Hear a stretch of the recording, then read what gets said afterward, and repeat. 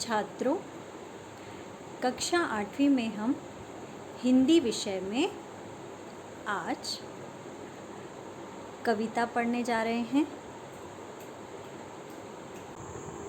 जो कि पाठ 4 है आपका। कविता का नाम है दीवानों की हस्ती और उसके कवि हैं भगवती चरण वर्मा। कल हमने आधा भाग पढ़ लिया था। अगला भाग पढ़ने से पहले हम एक बार दोहरा लेते हैं कविता को।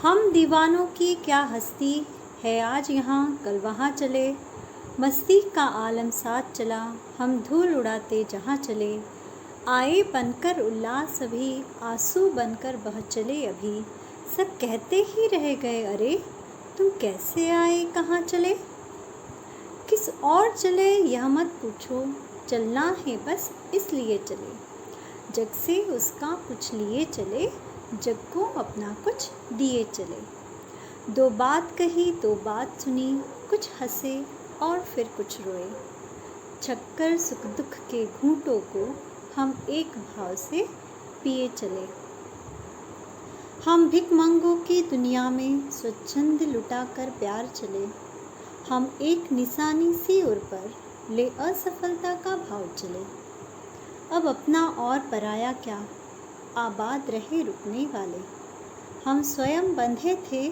और स्वयं हम अपने बंधन तोड़ चले। तो कल हमने थोड़ा सा पढ़ा था हम दीवानों की क्या हस्ती। यहाँ पे हमने देखा था कि जो कवि हैं वे कैसे हैं, मस्त मौला है, अपनी ज़िंदगी को बहुत ही खुश मिजाजी से जीना जानते हैं। वे कहते हैं कि हम जैसे लोगों का कोई अस्तित्व नहीं है, कोई ठिकाना नहीं है, हम आज यहाँ हैं तो कल कहीं और हैं, हम ठहरने वालों में से नहीं हैं। यही नहीं, हम जहाँ भी जाते हैं हम चारों तरफ क्या करते हैं, खुशी का माहौल फैला देते हैं, हम खुशी को अपने साथ ही लेकर चलते हैं, हमें दुनिया की कोई परवाह नहीं है। फिर जहाँ भी जाते हैं वहाँ पर चारों तरफ खुशी का, उमंग का, उत्साह का वातावरण बन जाता है और जो लोग उनसे जुड़ते हैं, जिन लोगों से वे मिलते हैं, उन्हें भी वे अपने रंग में रंग देते हैं।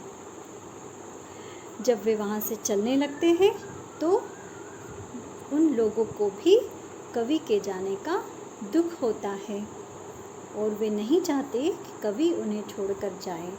इतना प्रेम लोगों को कवि से हो जाता है और वे क्या कहते हैं कि अरे आप कहाँ चले, अभी अभी तो आप आए थे, किस और चले यह मत पूछो, चलना है बस इसलिए चले।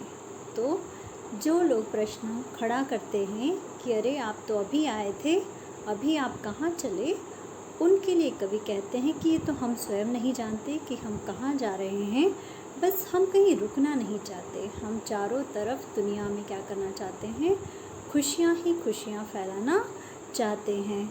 हम इस संसार को कुछ देना चाहते हैं और संसार से कुछ लेना चाहते हैं, अर्थात संसार में जहाँ पे लोग दुखी हैं उनके दुखों को बांट देना चाहते हैं और उन्हें खुशियाँ देना चाहते हैं।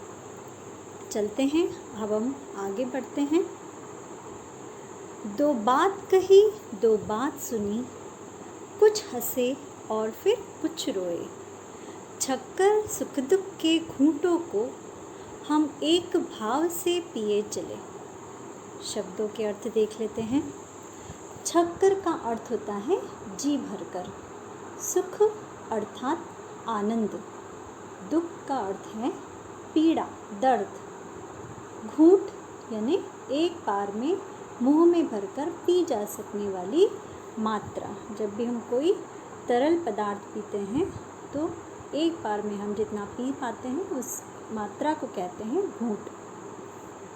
कवि यहाँ पे कह रहे हैं दो बात कही दो बात सुनी, कुछ हंसे और फिर कुछ रोए, अर्थात वे जहाँ जाते हैं हर बार अलग अलग जगहों पर जाते हैं, कहीं ठहरते तो है नहीं, तो वे जहाँ जाते हैं उन लोगों से मिलते हैं, उनसे बातचीत करते हैं, अपने बारे में जानकारी देते हैं, उनकी खुशियों में भी शामिल होते हैं और उनके दर्द में भी भागीदारी होते हैं।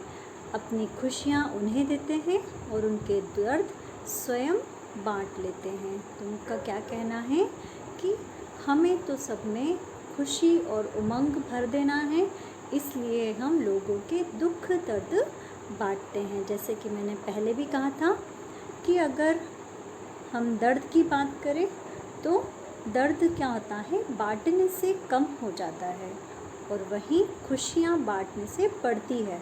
तो क्या कहते हैं कि जो दुखी व्यक्ति है, दुखी लोग हैं, उनके बीच में बैठ के उनकी बातों को सुन के वे उनके दर्द को कम करते हैं और उन्हें उनके जीवन में उन्हें हंसाने का प्रयास करते हैं। उनके दर्द को कम करके उनके जीवन में खुशियाँ लाने का प्रयत्न करते हैं।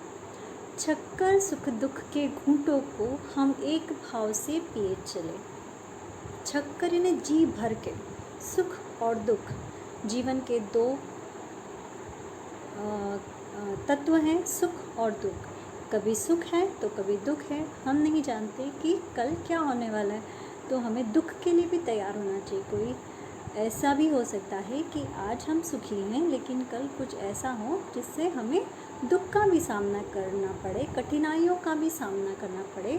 तो कवि कहते हैं कि हमने जी भर के सुख और दुख के घूंट पिए हैं, परंतु हमने क्या करना है, एक ही भाव से दोनों को ग्रहण करना है। समान भाव से सुख और दुख दोनों परिस्थितियों का सामना करना है।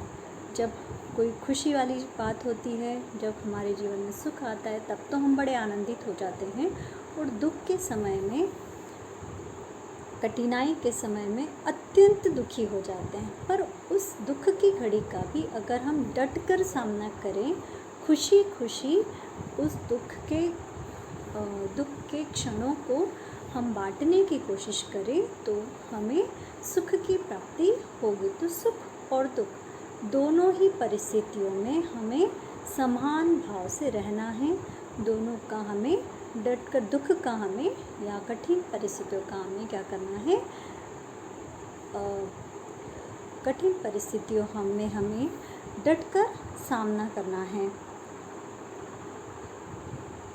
हम भिखमंगों की दुनिया में स्वच्छंद लुटाकर प्यार चले, हम एक निशानी सी उर पर ले असफलता का भाव चले। अब कवि यहाँ कह रहे हैं कि वे तो अपने मन में जितना भी उनमें प्यार है वे सब लोगों को लुटाने ही आए हैं। हम भिखमंगों की दुनिया में स्वच्छंद लुटाकर प्यार चले। भिखमंगे यानी जो भिखारी होते हैं, जो भीख मांगते हैं ना, भिखमंगो भिखारी जो भीख मांगते हैं।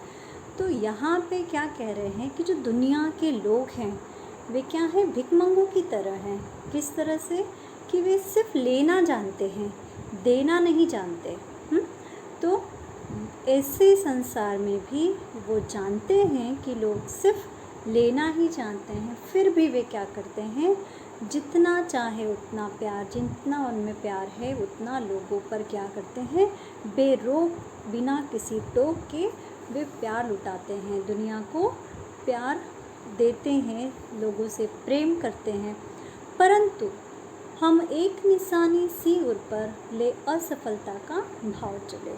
फिर भी जो लेखक हैं उनके हृदय में, उनके मन पर एक बोझ है, एक असफलता का भार है, एक असफलता की निशानी वे लेकर जा रहे हैं कि लोग स्वयं तो क्या करते हैं, सुख ले लेते हैं, है ना, अपने दुख दूसरों को दे देते हैं, परंतु वे प्यार देना नहीं जानते लोगों को।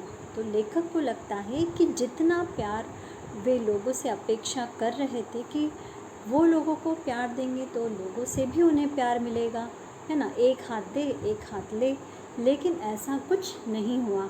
लोग अपने सांसारिक जीवन में, अपनी दिनचर्या में ही व्यस्त हैं। वे लेखक की तरह जिंदा दिल नहीं बन रहे हैं।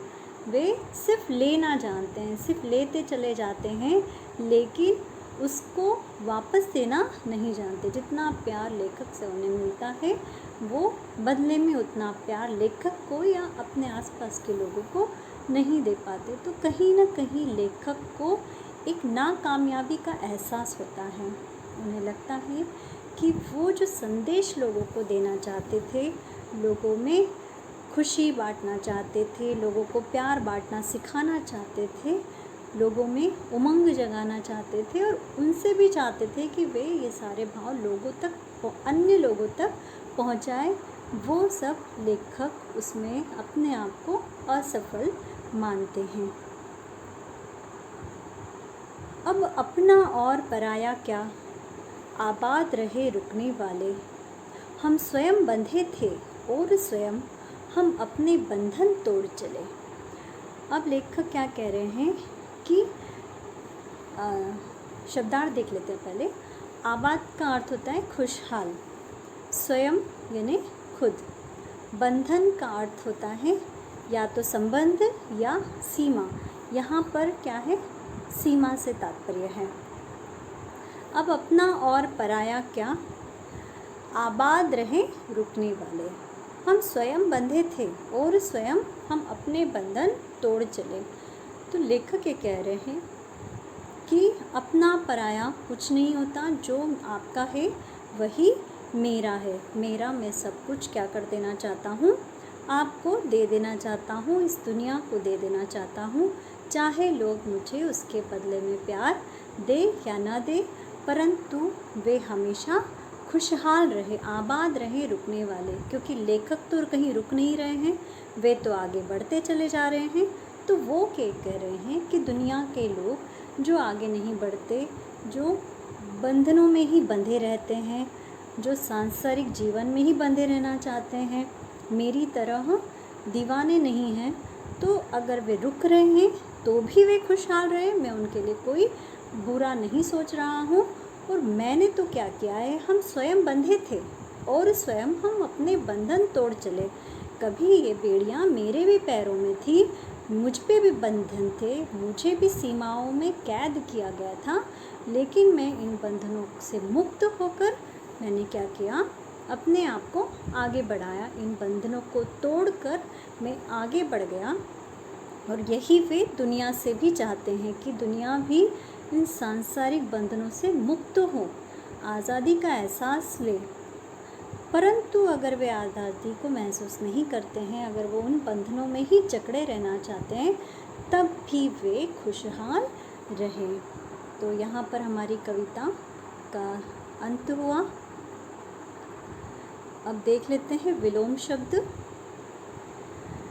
आज का विलोम शब्द है कल, लेना का विलोम होता है देना, हंसना का होता है रोना, सुख का विलोम शब्द है दुख, प्यार का विलोम शब्द है नफ़रत, सफलता का विलोम है असफलता, अपना का विलोम शब्द है पराया। इस कविता से हमने क्या सीखा, छोटी सी कविता थी लेकिन बहुत कुछ इसमें हमें सीखने को मिलता है। सबसे पहले तो सकारात्मक दृष्टिकोण अत्यंत आवश्यक है। किसी भी परिस्थिति का अगर आपको सामना करना है तो सकारात्मक सोच आपकी होनी चाहिए, उससे ज़रूर आपको सफलता प्राप्त होगी। विषम परिस्थितियों का सामना करना अत्यंत ही आवश्यक है कि हमेशा हमारे अनुकूल ही परिस्थितियाँ हों, जैसा हम सोचे वैसा ही हो, आवश्यक नहीं है। तो अगर विषम परिस्थितियाँ हैं तो भी हमें उनका डटकर सामना करना चाहिए। प्रत्येक परिस्थिति में खुशहाल रहना चाहिए। जीवन में सफलता का मंत्र है खुश रहना। अगर आप खुश रहते हैं तो प्रत्येक परिस्थिति को आप आसानी से निपट सकते हैं, चाहे विषम परिस्थितियाँ हों या कितनी भी कठिन परिस्थितियाँ हों। सभी के साथ समान भाव रखना, है ना, सुख हो या दुख हो, समान भाव से जीना, और कोई भी व्यक्ति हो उनमें आपस में भेदभाव न करना, हमेशा सबके साथ समान भाव रखना, चाहे वे हमारा भला सोचते हैं या बुरा सोचते हैं। हमारे लिए अगर हम सबको एक भाव से देखेंगे तो हो सकता है कि उनका भी जो हमारे प्रति द्वेष है वो समाप्त हो जाए। तो यहाँ हमारी कविता समाप्त हुई। अब प्रश्न अभ्यास देख लेते हैं। पहला प्रश्न है, कवि ने अपने आने को उल्लास और जाने को आंसू बनकर बह जाना क्यों कहा है? उत्तर है, कवि ने अपने आने को उल्लास इसलिए कहा है क्योंकि जहाँ भी वह जाता है मस्ती का आलम साथ लेकर जाता है, जिससे वहाँ के लोगों के मन प्रसन्न हो जाते हैं। पर जब वह उस स्थान को छोड़कर आगे जाता है तब उसे और वहाँ के लोगों को दुख होता है। विदाई के क्षणों में उसकी आंखों से आंसू बह निकलते हैं। प्रश्न दूसरा, बिकमंगों की दुनिया में बेरोक प्यार लुटाने वाला कवि ऐसा क्यों कहता है कि वह अपने हृदय पर असफलता का एक निशान भार की तरह लेकर जा रहा है? क्या वह निराश है या प्रसन्न है? उत्तर है, यहाँ भिखमंगों की दुनिया से कवि का आशय यह है कि यह दुनिया लेना जानती है, देना नहीं। कवि ने भी इस दुनिया को प्यार दिया, पर इसके बदले में उसे वह प्यार नहीं मिला जिसकी वह आशा करता है। कवि निराश है, वह समझता है कि प्यार और खुशियाँ लोगों के जीवन में भरने में वह असफल रहा। यह दुनिया अभी भी सांसारिक विषयों में उलझी हुई है। तीसरा प्रश्न है, कविता में ऐसी कौन सी बात है जो आपको सबसे अच्छी लगी? उत्तर है, कविता में कवि का जीवन के प्रति दृष्टिकोण अच्छा लगा। कवि कहते हैं कि हम सब के सुख दुख एक हैं और हमें एक साथ ही इन सुखों और दुखों को भोगना पड़ता है। हमें दोनों परिस्थितियों का सामना समान भाव से करना चाहिए। ऐसा दृष्टिकोण रखने वाला व्यक्ति ही सुखी रह सकता है।